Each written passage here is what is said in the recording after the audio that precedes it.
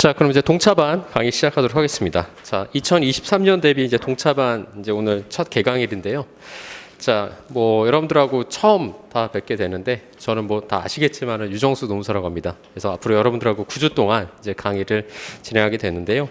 뭐 저에 대한 소개는 여러분들 다 아시고 오시기 때문에 뭐 이렇게 별도 소개는 하지 않고 강의 계획서부터 보면서 강의가 어떻게 9주 동안 어떻게 진행될 것인지 이 동차반에 대한 내용에 대해서 조금 더 좀 얘기를 나눠보도록 하겠습니다.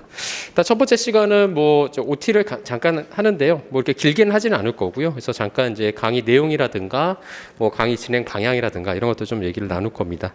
그래서 먼저 그 내용을 얘기하기에 앞서서 일단 뭐 여기 오신 분들은 일단은 1차를 이제 잘 보셨기 때문에 일단 이제 여기 수업을 이제 들어오시는 거니까 일단 먼저 1차 합격을 미리 좀 축하드려도 괜찮겠죠. 예, 그래서 미리 합격을 축하드리고요. 그러나 제가 누누이 말씀드리지만 노무사 시험에서 1차 합격이 전부가 아닙니다. 예, 1차 합격에 큰 의미는 없어요, 사실은. 1차는 2차를 보기 위해서 합격을 하는 거지 1차를 합격했다고 해서 뭐 그게 어떤 훈장처럼 되느냐 그런 게 절대 아니에요. 그래서 여러분들 훈장을 달고 싶으면은 2차를 합격하셔야 됩니다. 2차를. 그래서 1차 합격은 그냥 잠시만 기뻐하시면 되고 지금 여러분들한테 중요한 거는 이제 2차 시험인데요. 저희 시험이 지금 이제 올해 이제 9월 9일 날 하고 이제 9월 10일 날 이제 양일 동안 이제 이틀 동안 시험을 보죠. 2차 시험 보면서 지금 동차반 여러분들은 아무래도 이제 이 쓰기에 대해서 2차라는 건 이제 쓰기 시험이잖아요. 1차는 이제 객관식 시험이니까 아무래도 이제 여러분들이 이제 오지선다 중에서 하나 선택하시면 되는 건데 2차는 무조건 쓰셔야 돼요. 그러니까 쓰신다고 하는 것은 여러분들 기본적인 내용에 대해서 이해가 되고 그거에 대해서 암기가 되어 있어야 되는데 동차반을 들으시는 거는 아무래도 여러분들 GS 3기가 아니라 동차반을 들으시는 거는 아무래도 그런 이제 이해라든가 암기가 조금 안 돼 있기 때문에 동차반을 선택하신 거라고 전 보여져요. 그래서 동차반이 GS 3기하고 차이가 있을 수밖에 없는데 일단은 여러분들의 경쟁 상대는 일단은 유예생들이에요. 지금 올해 합격하신 분들은 일단은 작년에 합격하신 분들은 지금 작년 9월부터 지금까지 저하고 요 율노동법만 지금 4번째를 보고 있어요. 그러니까 여러분들하고 회독수에서 많이 차이가 나고 그분들은 지금 이미 답안지 작성 능력이 어느 정도 올라와 있어요. 그분들을 뚫어야지만이 그 분들과 이제 경쟁을 해서 이겨야지만이 여러분들 합격할 수 있는 건데 그 물리적인 시간을 여러분들 커버한다는 게 상당히 쉽지는 않아요. 왜냐하면 공부라는 게 절대적인 공부량도 굉장히 중요하기 때문에 여러분들이 단기간에 합격을 하려면은 사실상 어떻게 보면 이제 선택과 집중을 해야 되는 문제가 좀 있습니다. 그래서 동차 합격을 목표로 하신다고 한다면 제가 추천드리고 싶은 거는 아무래도 전체적인 거를 다 가져갈 수가 없기 때문에 선택과 집중을 해야 되는 문제가 있다라고 볼 수 있고 그래서 이 동차반의 강의 진행 방향은 일단 저는 선택과 집중으로 갑니다. 왜냐하면 이 율노동법에 있는 모든 과정들을 9주 안에 다 해결할 수가 없어요. 그건 솔직하게 말씀드리면 그거는 누가 와도 이걸 다 못 가르칩니다. 그렇기 때문에 여러분들이 일단은 주어진 시간 내에서 최대 효율을 가지려면은 일단은 시험에서 많이 나오는 아니면은 수험가에서 많이 나오는 이제 그런 문제들 쟁점 위주로 공부를 하셔야 될 것 같아요. 그렇기 때문에 저희 수업 방향은 올해 이제 동차반의 수업 방향은 늘 그래왔지만 선택과 집중인데 쟁점 위주로 갑니다. 그래서 버릴 거는 과감하게 버리고요. 쟁점 위주로 중요한 부분만 건드리면서 갈 겁니다.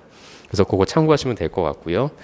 그래서 이제 그렇게 진행을 하면서 일단은 여러분들이 기본적인 개념이 아직 안 돼 있고 일단은 라이팅에 대한 어떤 개념이 없기 때문에 일단은 매주 저는 이제 목차 테스트를 좀 볼 거예요.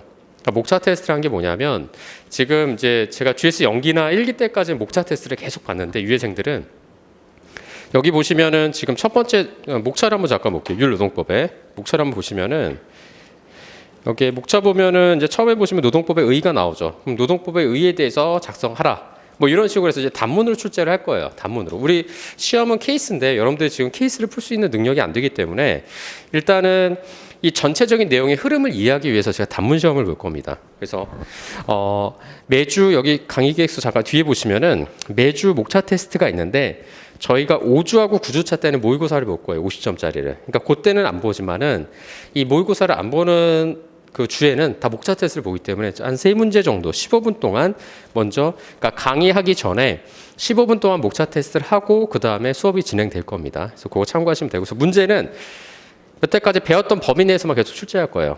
그래서 여러분들이 진도에 맞춰서 배웠던 부분에 대해서 복습할 수 있는 효과를 누리기 위해서 이렇게 배웠던 부분에 한해서만 내니까 3문제 출제를 할 겁니다. 그래서 한 문제당 5분 안에 이제 목차를 잡고서 목차를 잡을 때 여기 우리 율노동법에 나와 있는 목차 보시면 이게 대목차라고 되어 있죠. 이제 로마자 목차인데 로마자 목차에서 좀 더 들어가서 이제 아라비아 목차까지 보통 우리가 답안지를 쓸 때 로마자 목차 우리 답안지가 이렇게 되어 있죠. 22줄이 되어 있는데 이런 식으로 되어 있어요. 이런 식으로 돼 있는데 먼저 이제 로마자 목차는 그 편지에 맞춰서 우리 교재가 되어 있는 거거든요. 답안지 목차대로. 그래서 첫 번째 로마자 목차가 들어가면 그 다음에 아라비아 숫자 목차가 들어가고요. 그 다음에 이제 방가로 목차가 들어가고 이제 양가로 목차 이런 식으로. 그래서 동그라미 목차 이런 식으로 들어갑니다.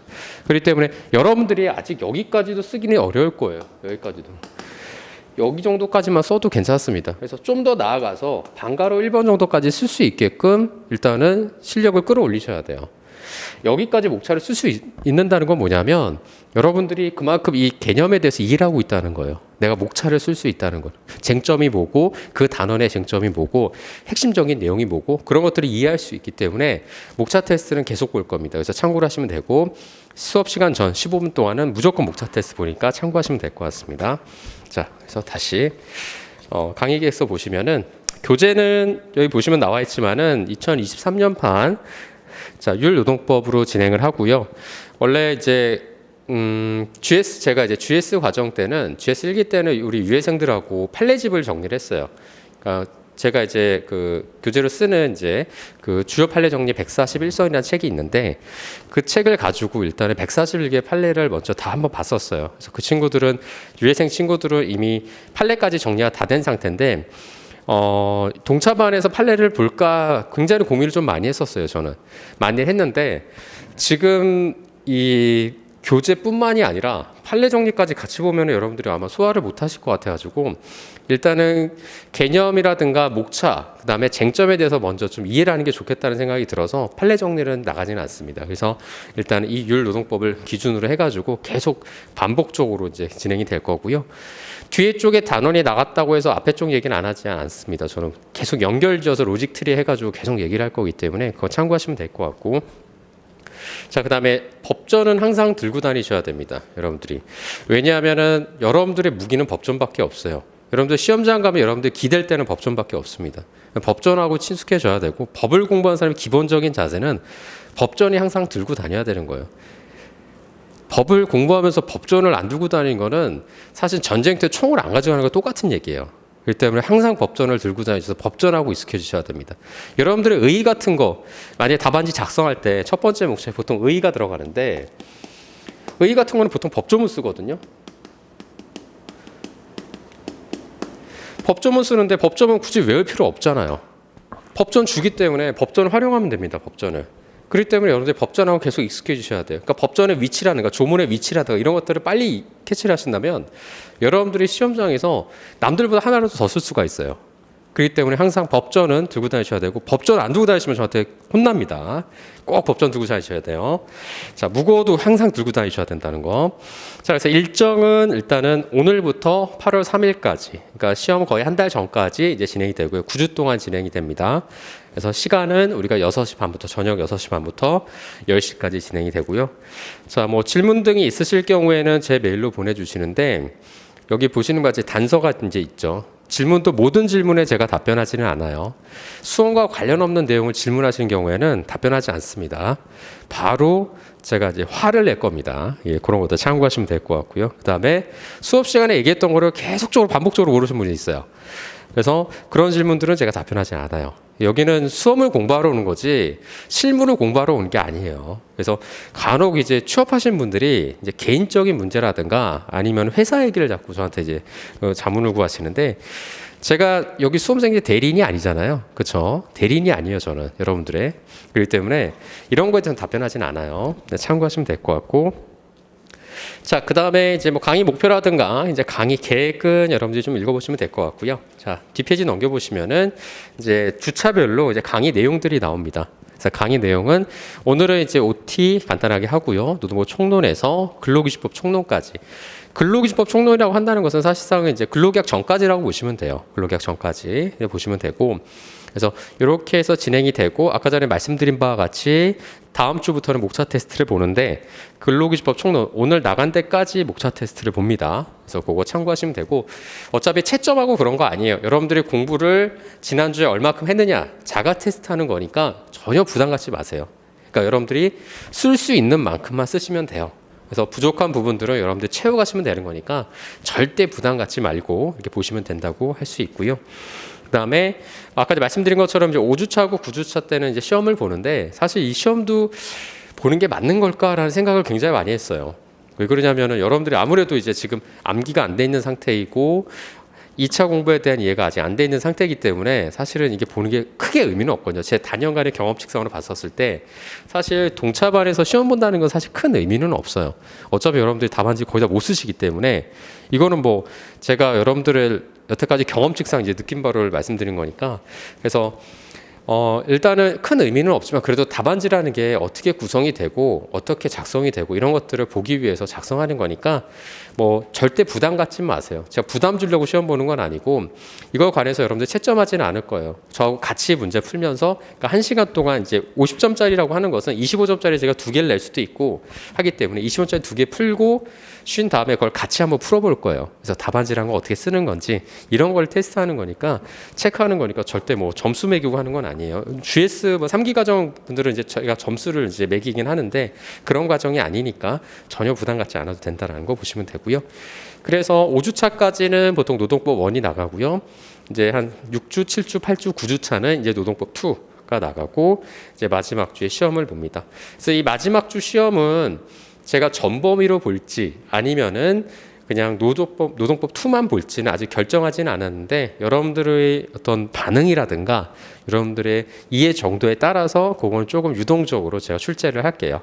그래서 일단 5주차 시험은 노동법 1에서만 출제를 할 겁니다. 근데 이제 9주차 시험은 전범위로 볼 것인지, 그러니까 여러분들 니즈가 있으면 전범위로 보고요. 좀 어렵다 싶으면은 노동법 2만 이렇게 또 문제를 볼 거니까 그거는 참고하시기 바랍니다.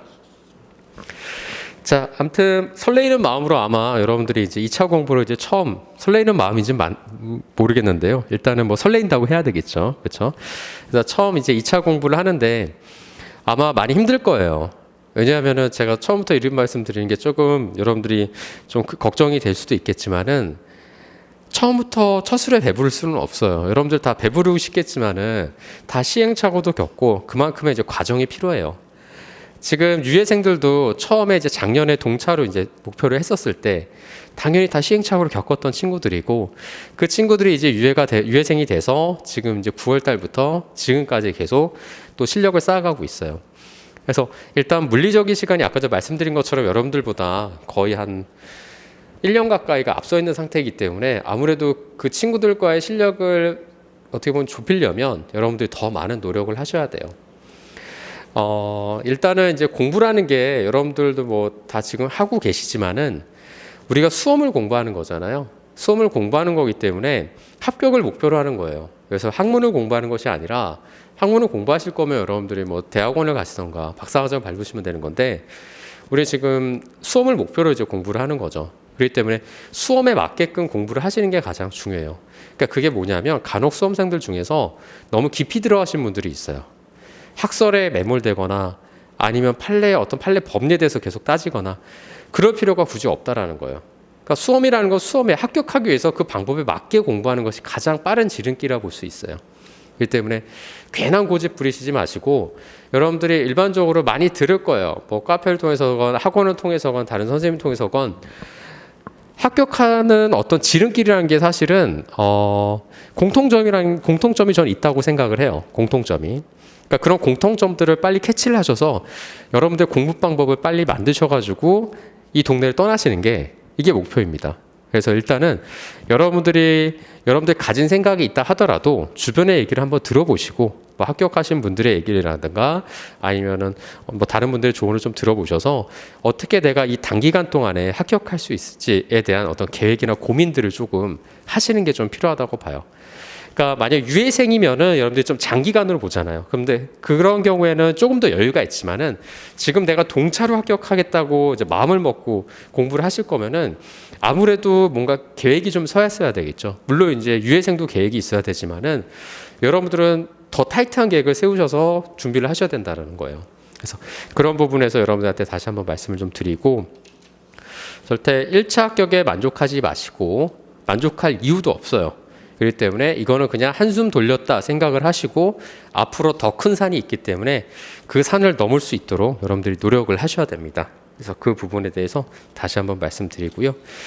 자, 일단은 저는 지금 오전에는 지금 GS 3기 과정을 강의하고 지금 또 이제 저녁 식사하고 지금 또 다시 이제 연강으로 하고 있는데 아무래도 비교가 될 수밖에 없어요. 왜냐하면 같은 요일에 오전에는 이제 오후에는 이제 유예생들을 만나고 이제 저녁에는 이제 동차생들을 이제 만나게 되니까 아무래도 그 답안지의 실력이라든가 여러분들의 표정이라든가 반응 이런 것들이 확실히 다르다는 걸 느낄 수가 있거든요. 그렇기 때문에 여러분들도 일단 빨리 유예생들 정도의 실력까지 올라오려면 빨리빨리 좀 준비를 해야 되는 그런 부분이 있으니까 뭐 여러분들이 제가 말씀 안 드려도 뭐 더 잘 아시기 때문에 그런 부분에서 조금 더 노력을 많이 하시면 좋겠다라는 생각이 듭니다. 그래서 너무 그렇다고 해서 조급하게 생각하지 마시고요.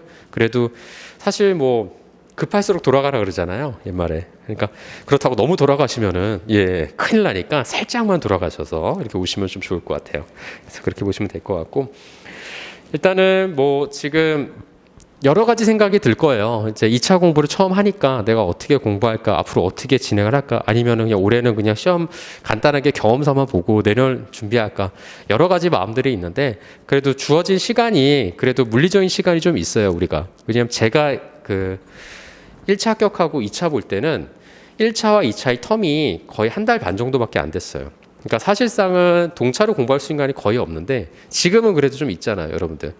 6월, 7월, 8월 지금 거의 3개월 정도의 텀이 있단 말이에요. 3개월이면은 전 충분히 할 수 있다고 생각하거든요. 그렇기 때문에 포기하지 마시고 그래도 최선을 다하시고 최선을 다하시면은 설령 오래 안 되더라도 내년에는 훨씬 더 준비하시는데 훨씬 더 수월합니다. 그렇기 때문에 주어진 시간을 여러분들이 잘 활용해서 여러분들이 지내셨으면 좋겠어요. 그게 이제 제가 조언드리고 싶은 말이다라고 볼 수 있을 것 같고요. 그래서 그런 부분에서 여러분들이 조금 준비하시면 될 것 같습니다. 아마 이제 그 답안지가 우리가 이제 2차 과목이 사실상 이제 5과목이잖아요. 2차가 노동법이 이제 2과목으로 나눠지는데 특히 노동법은 여러분들 아시겠지만 우리 시험이 이틀 동안 시험을 보죠.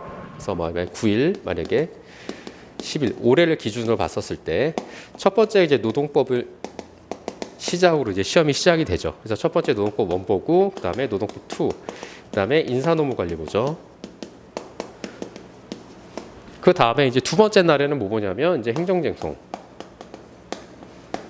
여러분들이 가장 아마 좋아하시는 법이 될 거예요. 처음에 시작하면은. 자, 그 다음에 이제 선택 과목 보죠. 자, 그런데 이 노동법이 여러분들 2차 시험은 1차하고 다르잖아요. 1차는 하루에 보잖아요. 2차는 이틀 동안 봐요. 첫 번째 날에 세 과목을 본단 말이죠. 첫 번째 날에 75점이죠. 75점. 세 문제 나오는데 한 문제 놓쳐버리면은 사실상 합격하기 힘들다고 보시면 돼요. 그러면은 첫 번째 시험 보고 사람들이 쭉 빠져요. 두 번째 시간 되고 사람 쭉 빠지고 세 번째 시간 되고 쭉 빠져요. 왜냐면 의미가 없어요. 왜냐면 2차에서 꽈락 나오면 그냥 끝나는 거잖아요. 다른 거 다 봐도.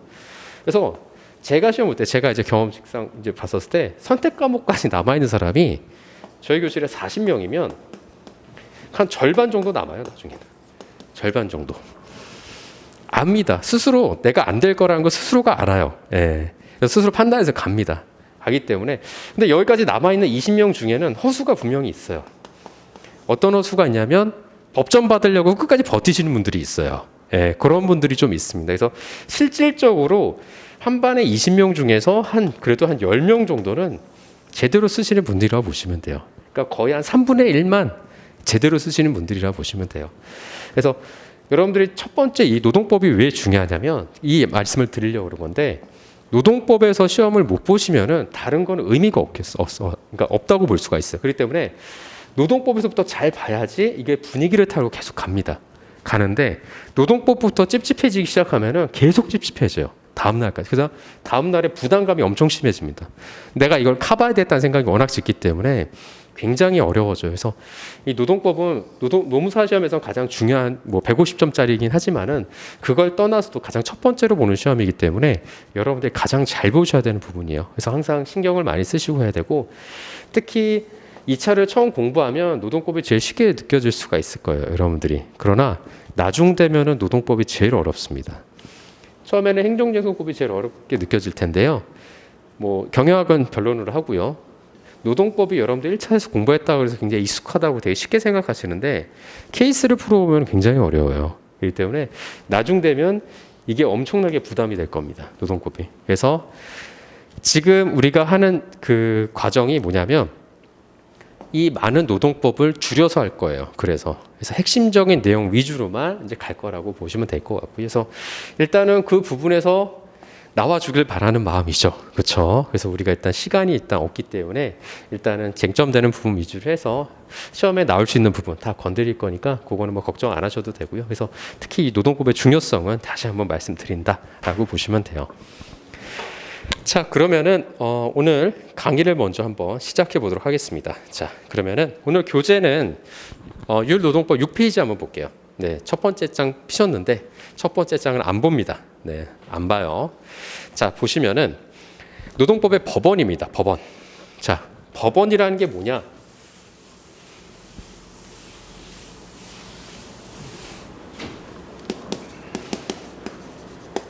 법원이죠, 법원. 자, 법원을 한문을 써볼게요.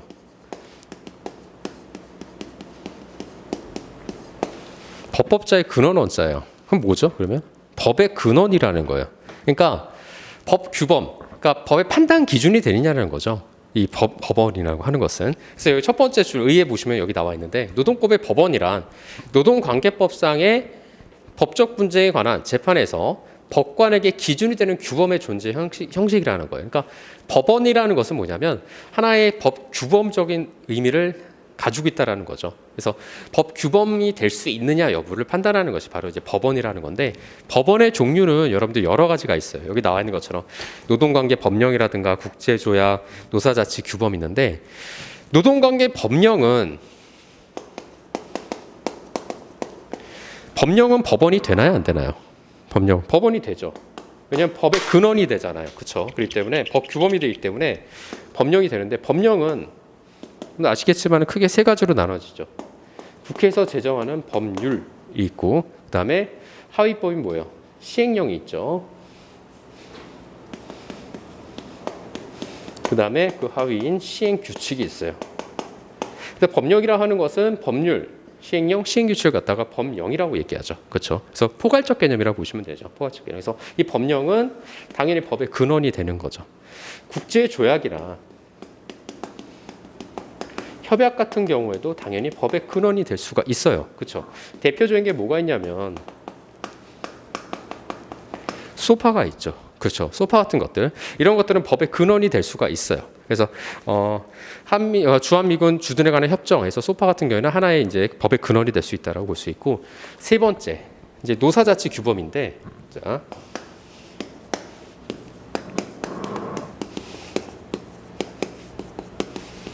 노사자치 규범은 법의 근원이 될 수 있는 법원이 될 수 있을까요? 없을까요? 일반적으로는 있다고 봐요. 일반적으로는 노사자치 규범이잖아요. 자치. 그러니까 일반적인 실정법하고 차이가 있죠. 노사자치 규범은 어떤 차이가 있죠? 실정법하고 노사자치 규범. 법의 적용 범위가 달라요. 실정법은 일반 국민에게 적용되는 법이죠. 그러나 노사자치 규범은 뭐예요? 노사에게만 적용되는 규범을 갖다가 노사자치 규범이라고 하죠. 그래서 대표적인 게 뭐가 있냐면, 노사에게만 적용되는 규범이니까 뭐 있어요? 단체 협약이라든가, 그다음에 취업규칙, 그다음 또 뭐가 있죠? 근로계약이 있죠. 그렇죠? 이런 것들이 노사자치 규범, 즉 노사에게만 적용되는 거예요. 그래서 일반적으로 취업규칙과 관련해서 대법원 판례에서는 법 규범으로 보고 있습니다. 그 법적 성질을 갖다가. 요거 관련해서 2차에서 이제 학설을 좀 쓰셔야 되는데 견해 대립이 있어요. 뭐가 있냐면 법규범설이 있고 그다음에 계약설이 있는데 판례는 법규범설 입장을 택하고 있어요. 그래서 단체협약 같은 경우에도 일반적으로는 뭐 판례는 없지만 법규범적 성질을 가지고 있다고 그래요. 일반적인 이제 교수님의 통설적인 견해는. 근데 그게 왜 그러냐면 일반적으로 이제 우리나라의 법 체계가 이제 대륙법계 체계가 있고 영미법계 체계가 있죠. 대륙법계 체계, 우리나라와 프랑스, 일본, 그다음에 독일 같은 경우에 이 대륙법계 체계에서는 단체협약을 법 규범적 성질로 일반적으로 봅니다. 그러나 영미법계, 영국과 미국 같은 법 체계에서는 이 단체협약을 갖다가 이제 계약적 성질로 보고 있어요. 그래서 우리나라 같은 경우는 이제 대륙법계 체계다 보니까 이제 법 규범적 성질을 보통 이룬다 볼 수 있고, 근로계약 같은 경우에도 하나의 사용자와 근로자를 갖다 근로관계를 규율하는 기준이 되죠. 그래서 하나의 법규범적 성격을 좀 가지고 있다. 그래서 일반적인 노사자치 구범은 법원성이 인정이 된다라고 보시면 되고요. 근데 특히 이제 문제가 되는 게 여기서 나오죠. 보면은 여기 나오시면 이제 관행인데, 즉 여기서 이제 관행은 노동 관행이 되는 거죠. 관행의 법규범성이 인정될 수 있느냐? 원칙적으로 관행은 법규범성이 인정이 안 돼요. 법규범성. 그러나 예외적으로 인정될 수 있어요. 예외적으로. 이게 판례 입장인데 뭐냐면 첫 번째, 규범적 사실로 승인이 되거나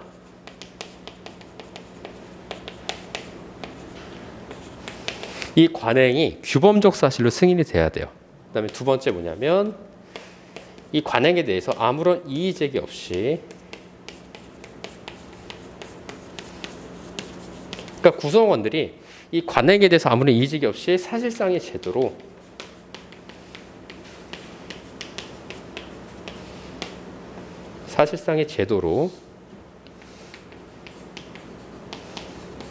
확립이 되어 있어야 됩니다. 그렇다고 한다면 관행의 법원성을 인정한다는 거예요. 판례 중요한 목표이기 때문에 반드시 이건 기억을 하셔야 되는 부분이에요. 자, 보시면 한번 확인해 보죠. 자, 어디 보시면 되냐면 우리 7페이지 한번 볼게요. 자, 관행의 법원성이 여부가 문제가 되는데, 자, 두 번째 줄부터 밑줄을 그을게요. 자, 노동 관행이 거기 있죠. 자, 노동 관행이 거기 첫 번째 동그라미 하시면 돼요. 기업 사회 위에. 그래서 이제 첫 번째 동그라미 하시면 됩니다. 두 가지를 이제 제시를 했잖아요, 제가 판례에서.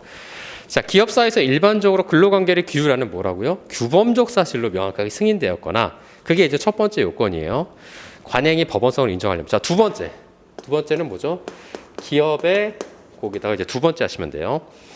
기업의 구성원이 일반적으로 아무런 이의도 제기하지 아니한 채 기업 내에서 사실상의 제도로 확립된 경우, 이 경우에는 관행의 법원성을 인정한다는 거예요. 이런 경우에는. 그래서 아마 회사를 다니시면 알겠지만은, 만약에 예를 들어서 뭐 우리가 연장 근로를 하는 관행이 있었다.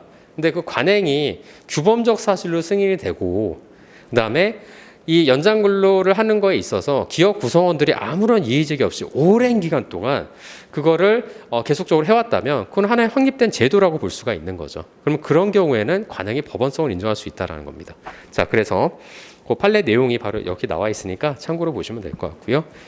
자, 다섯 번째, 판례 및 행정해석 부분이에요. 자, 판례 및 행정해석과 관련해서는 일단 판례는 법원성은 없죠. 왜 그러냐면 우리나라는 대륙법계 체계이기 때문에, 이 대륙법계 체계라는 건 뭐예요?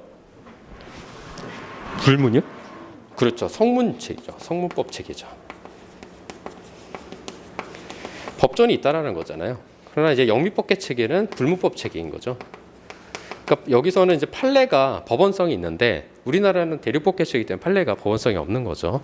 자, 그 다음에 행정해석. 자, 나중에 이제 합격하시면은 여러분들 행정해석을 많이 보게 되는데, 자, 이 행정해석도 원칙적으로는 법원성은 없죠.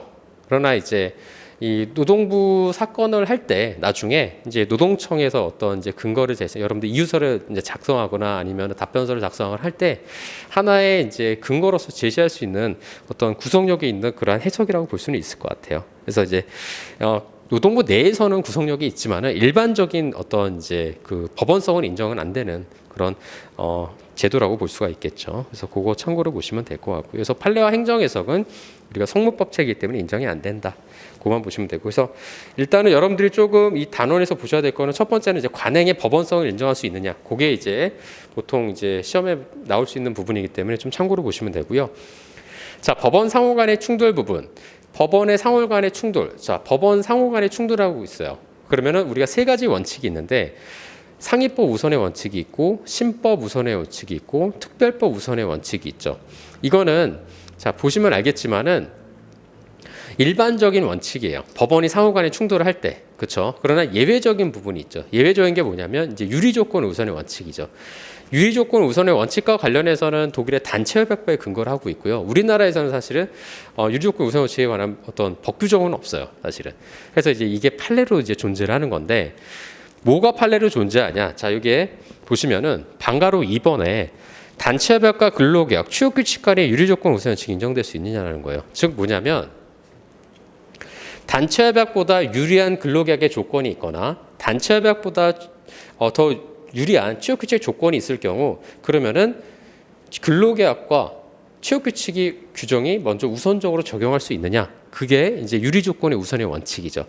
그러나 결론적으로 얘기하자면 우리나라에서는 유리 조건 우선 원칙, 즉 단체협약과 근로계약, 취업규칙 간의 유리 조건 우선 원칙은 인정은 안 돼요.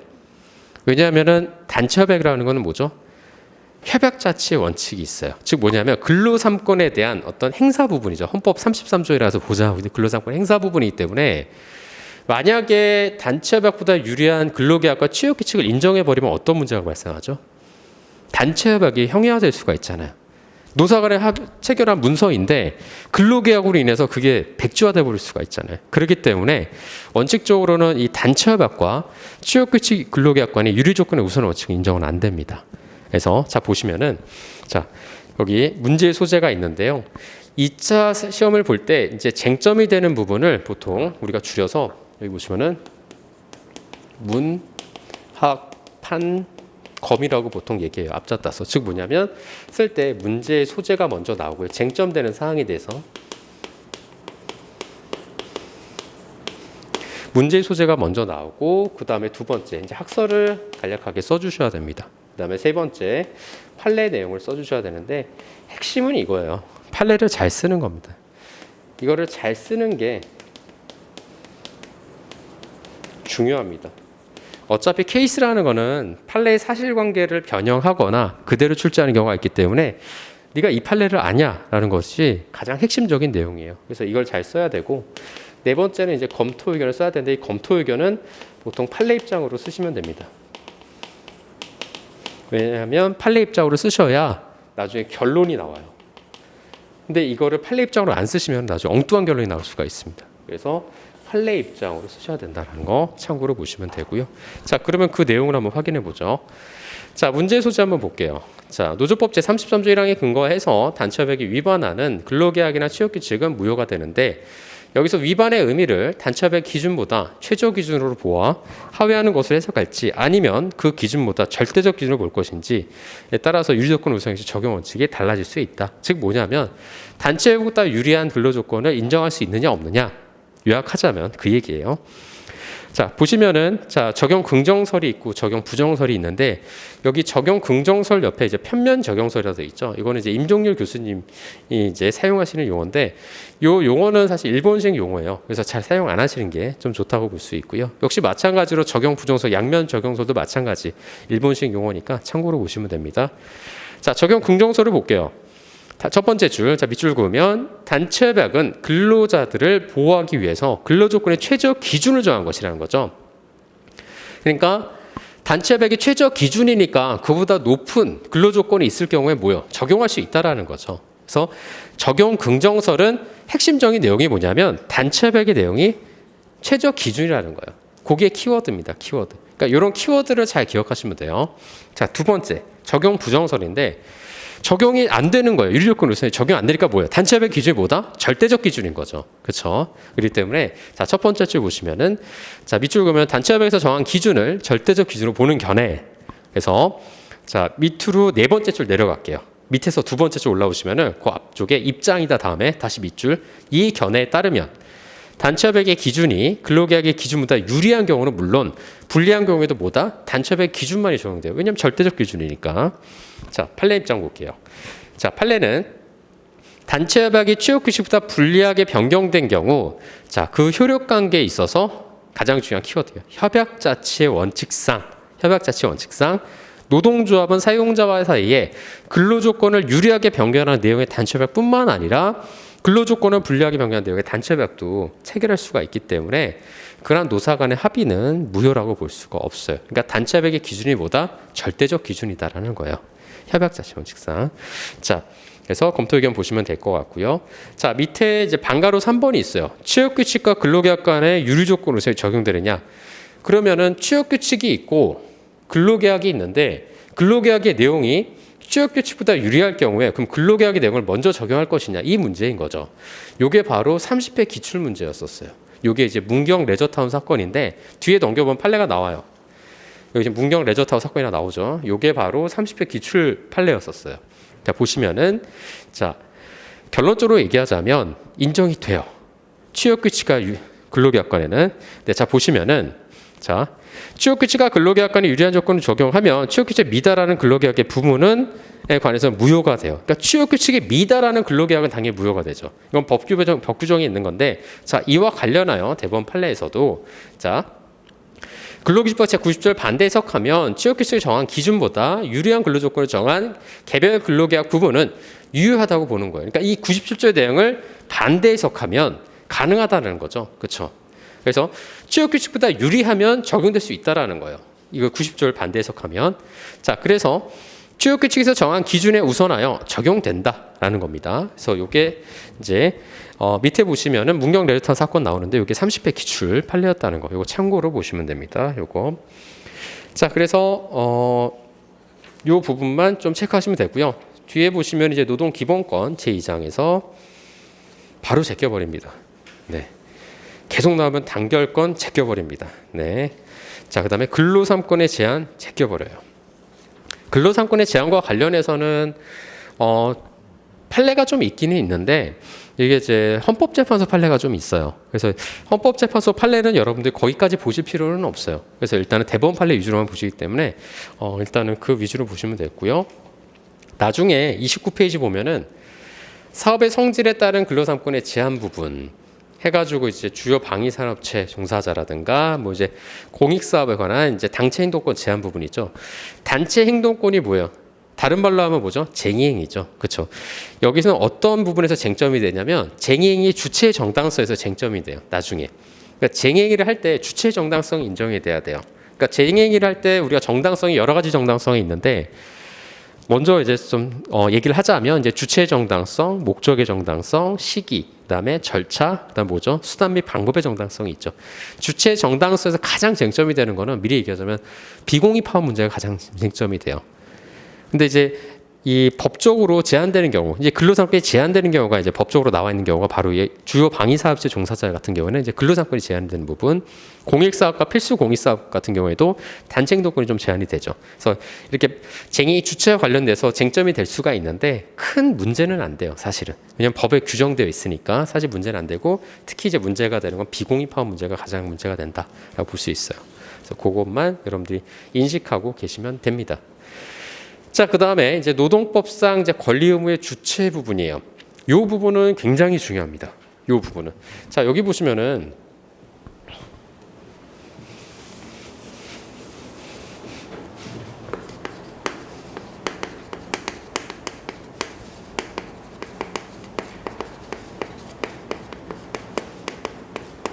노동법상 권리 의무의 주체예요. 이 부분이 왜 중요하냐면 노동법의 권리, 행사권자가 누구냐, 그렇죠? 그 권리를 행사하고 그 권리를 또 의무를 따른 자가 누구냐를 결정하는 부분이잖아요. 그렇기 때문에 가장 중요한 부분이라 볼 수 있고, 그래서 대표적으로 이제 근로자가 있고 이제 사용자가 있죠. 그래서 노동법에서 가장 중요한, 가장 일반적으로 처음에 검토돼야 될 부분이 바로 사용자와 근로자의 개념을 먼저 검토를 해줘야 되는 거예요. 뭐냐면 이게 일반적인 나중에 이제 합격하시고 이제 사건을 할 때 임금체불 사건 한다. 만약 예를 들어서 그럼 노동청에서 만약에 노동청이 이제 진정을 제기해요. 진정을 제기하면 감독관이 이 사건을 만약에 배당을 받았어요. 배당을 받으면 뭐부터 검토를 할까요? 노동청에 진정을 제기했잖아요. 그러면 이 사람이 근로자이냐 아니냐를 먼저 검토하겠죠. 왜냐하면 근로자가 아니면 뭐예요? 근로기준법상 근로자가 아니면 노동법의 보호를 받지 못하잖아요. 그렇기 때문에 먼저 판단해 줘야 되는 게 바로 이 노동법상 권리 의무의 주체, 근로자로서는 판단해 줘요. 그 다음에 사용자도 마찬가지겠죠. 임금 체불을 당했는데 근로자성 인정이 돼요. 근데 적법한 사용자가 누구냐, 임금 체불에 대한 지급 주체가 누가 됐냐를 확정해야 되잖아요. 그렇기 때문에 근로자와 사용자 개념을 확정하는 것은 굉장히 중요해요. 특히 요즘은 특히 이 부분이 더 중요하죠. 왜 중요하죠? 여러분도 아마 매스컴을 통해서 들으셨겠지만은 제가 노란색으로 쓰고 있잖아요, 지금. 들어보셨죠? 노란봉투법이라고. 노란봉투법에 두 가지의 쟁점이 있는데 하나는 변론을 하고 또 하나의 쟁점이 뭐냐면 바로 사용자 개념의 확대 부분이에요.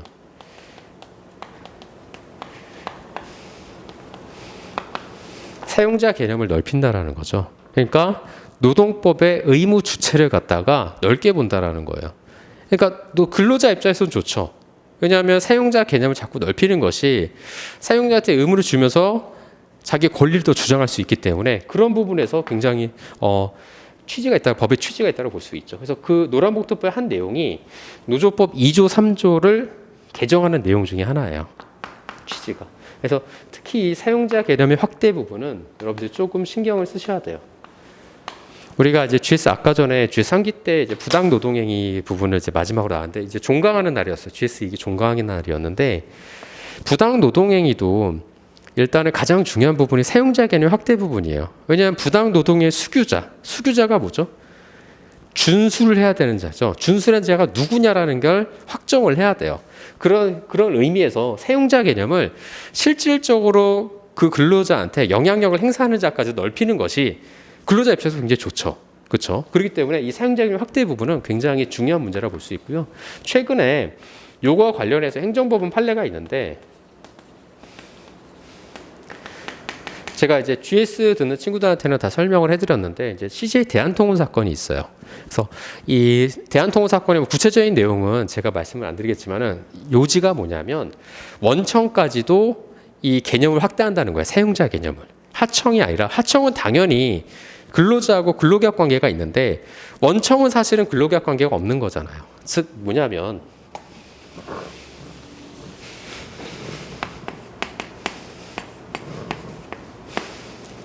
을도 회사고, 자, 갑도 회사고 을도 회사인데, 자, 병이 있어요. 근로자죠. 자, 보시면은 만약 예를 들어서 도급 계약을 체결했어요. 그러면은 도급인이 되고, 그럼 여기가 뭐가 되죠? 수급인이 되는 거죠. 그렇죠? 그러면은 자, 여기 보시면은 을과 병과의 관계는 무슨 관계예요? 이거는 근로계약 관계죠. 다른 말로 하면 사용종속 관계 맞아요. 근로계약 관계니까. 자, 보시면 화살표가 없잖아요. 그죠? 그럼 아무 관계 없다라는 거잖아요. 근데 문제는 뭐냐?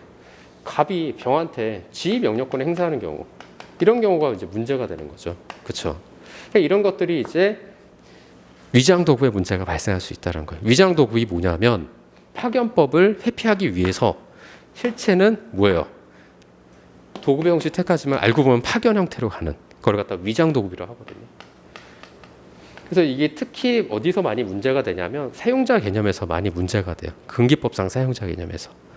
특히 이런 도급계약을 체결해 놓고서 이제 실질적으로는 이제 근로자 파견에 해당하는 경우들. 그래서 오늘 제가 이제 GS 2기 그 모의고사 출제할 때 첫 번째 문제가 사실은 이제 그런 부분이었어요.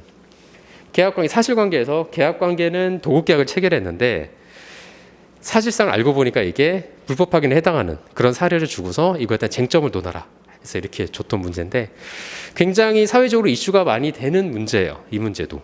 이 때문에 특히 파견과 관련해서는 우리가 28회 때 한번 출제가 됐는데 그 이후로는 사실 오랜만에 28회 때 출제가 되고 그다음에 지금 출제가 안 되고 있는데 굉장히 중요한 쟁점이에요. 그래서 이 파견 같은 경우에도 이따가 아니죠. 저희가 아마 5주차 때 나간데 그때 한번 다시 한번 말씀드리겠지만은 이것도 다 사용자 개념하고 관련된 문제예요. 이것도. 그래서 그거를 잘 보시면 됩니다. 자, 그러면은 일단은 제 3장의 노동법상 권리의무의 주체 부분인데요. 저희가 제 마음은 나가고 싶지만 시간이 다 됐어요. 예. 어쩔 수 없이 시간이 다 돼서 잠깐 쉬었다가 이 부분은 두 번째 시간에 나가도록 하겠습니다. 잠깐 쉬도록 하겠습니다.